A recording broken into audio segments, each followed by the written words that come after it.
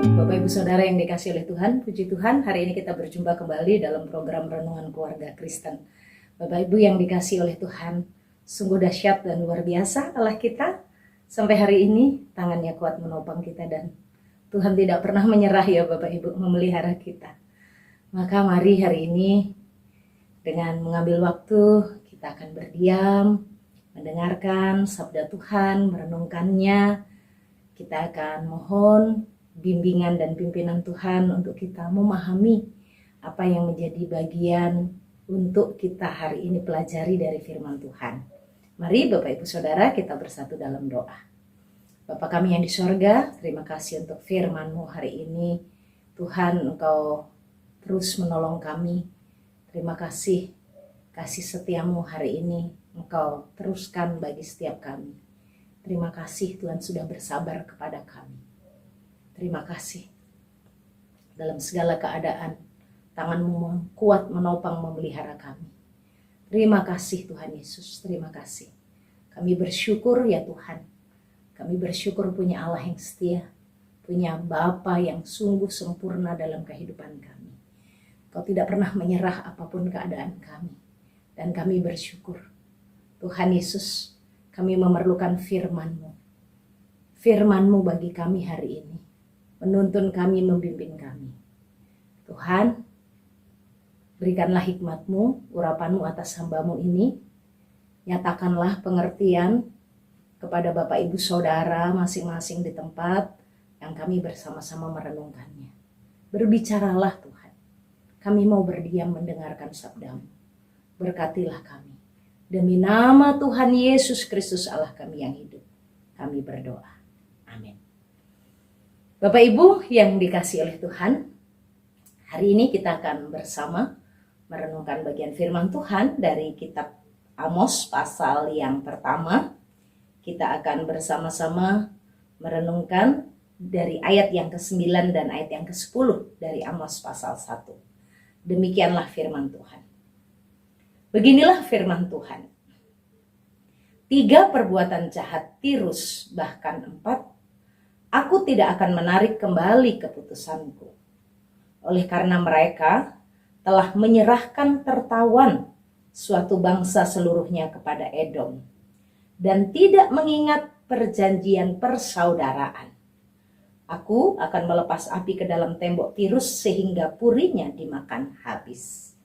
Bapak Ibu Saudara yang dikasihi oleh Tuhan, ini adalah bangsa ketiga yang Tuhan sebutkan dalam kitab Amos yang akan mendapatkan penghukuman dari Tuhan. Yang pertama adalah Gaza, Aram atau Filistin ya, Aram atau Syria. Yang kedua adalah Filistin ya, Gaza. Yang hari ini kita akan bersama-sama belajar adalah Tirus. Bapak Ibu Saudara yang dikasihi oleh Tuhan, Damsyik dengan dosanya, Gaza, Filistin dengan dosanya, dan juga Tirus dengan dosanya. Apa yang dilakukan oleh bangsa Tirus sehingga mereka disebutkan oleh Tuhan akan mendapatkan penghukuman oleh Tuhan, istananya akan hancur, kerajaannya akan hancur, habis dimakan api.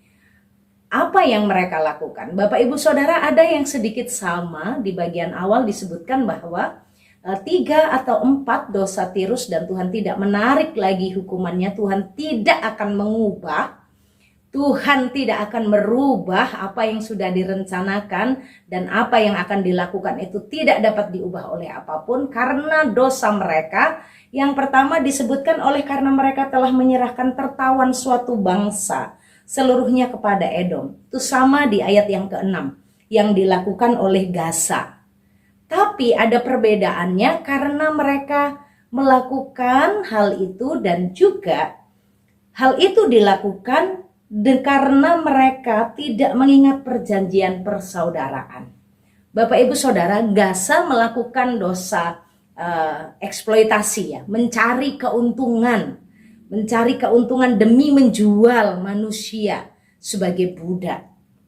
Menjual tertawan, orang-orang tawanan dijual demi mendapatkan keuntungan. Yang penting dapat keuntungan. Nah, di bangsa Tirus ini ada yang spesial. Apa yang dilakukan Tirus? Mereka bukan hanya bangsa yang hidup berorientasi kepada keuntungan, tapi keuntungan ini mereka lakukan bukan hanya menjual bangsa yang tertawan, tapi bangsa tertawan ini sebenarnya adalah bangsa yang memiliki ikatan perjanjian persaudaraan dengan mereka.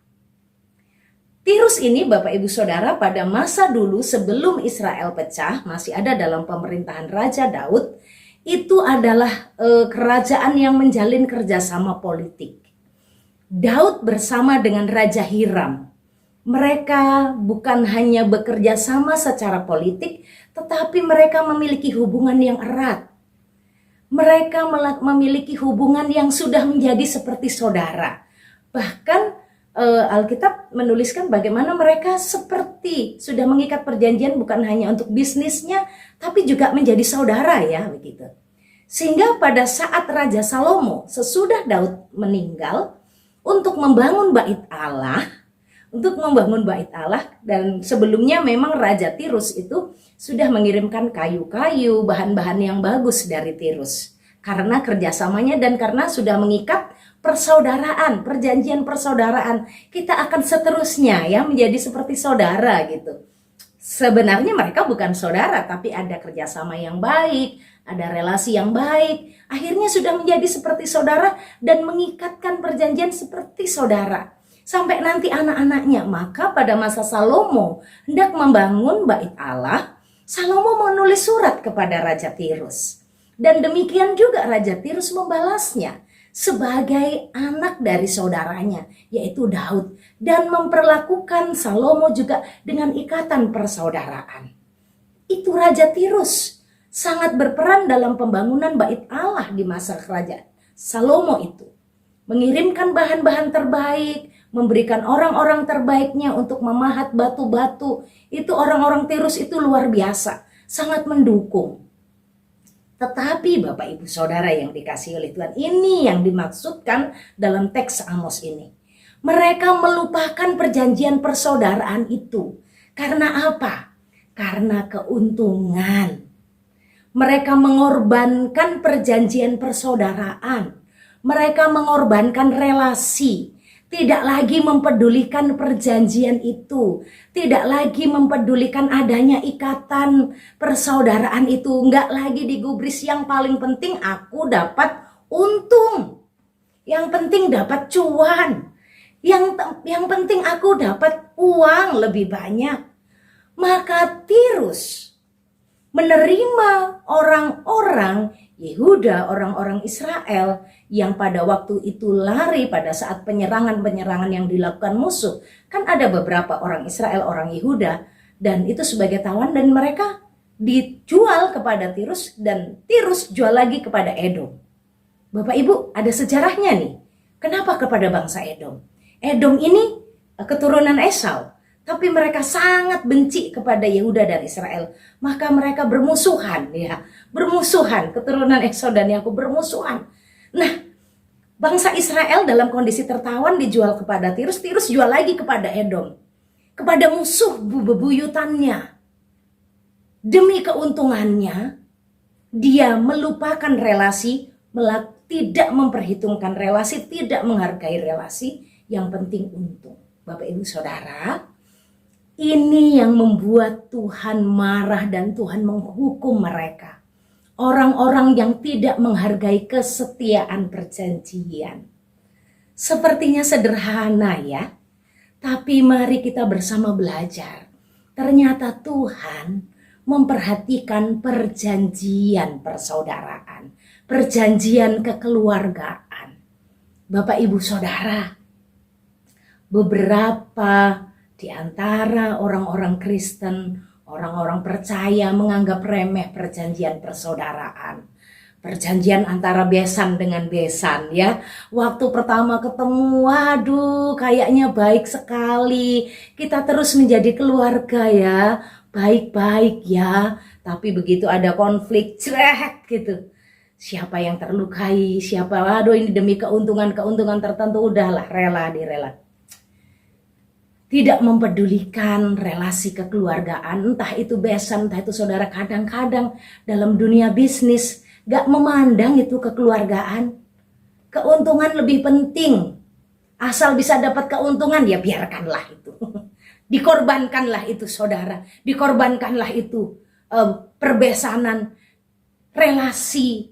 Ya, kita kadang ini bukan saudara kandung, tapi karena dekat, karena biasa pelayanan bersama, mungkin karena kita sudah belajar bersama dalam perkumpulan, lalu kita bersama-sama kita jadi saudara ya gitu.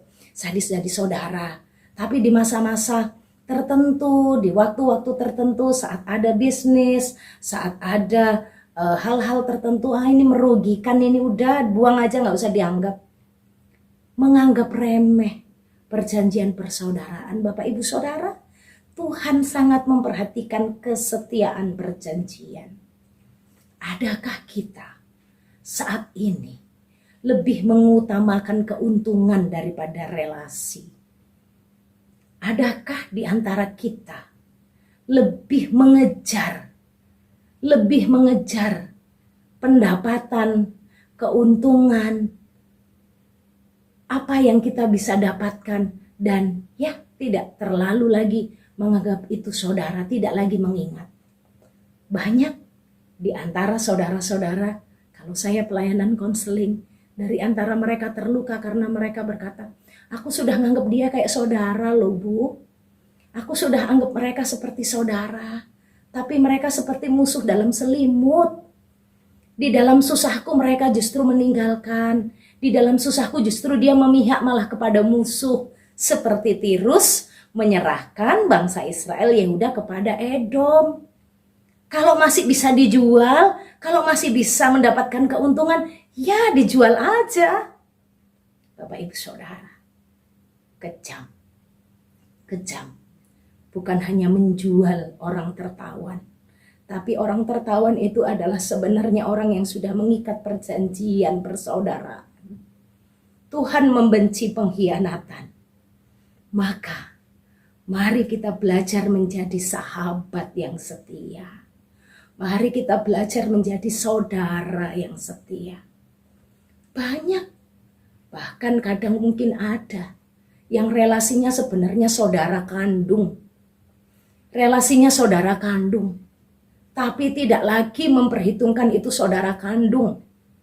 Gak memikirkan itu saudara kandung karena dianggap saudara kandung itu merugikan. Dianggap saudara kandung itu menyusahkan. Dia lebih dekat dengan orang yang mendatangkan keuntungan, yang mendukung dosanya, yang mendukung usahanya, daripada saudara kandung gak bisa ngasih apa-apa. Saudara, siapa yang mengkhianati persaudaraan, mengkhianati ikatan perjanjian? Tuhan perhatikan. Menjadi saudara yang setia, menjaga relasi dengan setia. Tuhan memberikan anugerah, memberikan kasih karunia, teman, rekan yang menjadi saudara untuk kita berelasi, bertumbuh bersama di dalam Tuhan, berelasi untuk bekerja sama, bisa mendukung satu dengan yang lain. Jangan sampai mengorbankan relasimu demi mencari keuntungan. Tuhan memperhatikan. Tuhan akan mengadili. Saudara-saudara, dalam circle-mu, dalam pergaulanmu, siapa saja yang kau pilih untuk bergaul? Masihkah engkau ingat orang-orang yang dulu pernah engkau ikat perjanjian sebagai saudara, dan sekarang engkau tinggalkan dia begitu saja karena dia sulit, karena dia susah? Ingatkah sekarang dia kondisinya seperti apa? Dan mungkin mereka adalah orang-orang yang kau korbankan demi karirmu. Itu adalah sahabatmu sendiri. Orang-orang yang kau korbankan itu adalah pasanganmu sendiri, yang dengannya engkau mengikat perjanjian seumur hidup. Tapi perjanjian itu engkau anggap remeh dan engkau tinggalkan, engkau lepaskan begitu saja karena sudah ada orang lain yang lebih baik engkau lihat, dan daripadanya engkau mendapatkan untung. Banyak orang mengorbankan relasi perjanjian, kekeluargaan, perjanjian persaudaraan, perjanjian, ikatan, bahkan di hadapan Tuhan sekalipun dianggap remeh karena dianggap tidak mendatangkan keuntungan. Demi melihat ada yang lain lagi yang lebih menguntungkan, yang itu ditinggalkan. Waspada, Tuhan melihat dan Tuhan akan bertindak. Mari kita berdoa.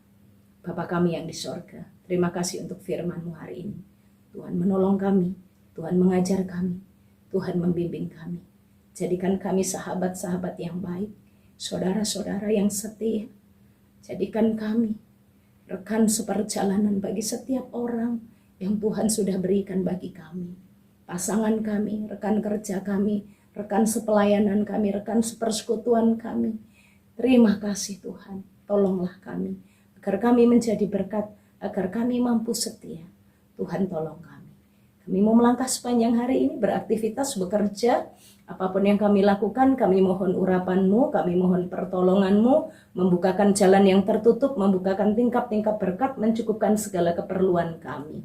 Tuhan, ini kami mau melangkah di dalam curahan berkat Tuhan. Tuhan memberkati Engkau dan melindungi Engkau. Tuhan menyinari Engkau dengan wajah-Nya dan beri Engkau kasih karunia. Tuhan menghadapkan wajah-Nya kepadamu dan beri Engkau damai sejahtera dari sekarang sampai selama-lamanya. Amin. Shalom, Tuhan Yesus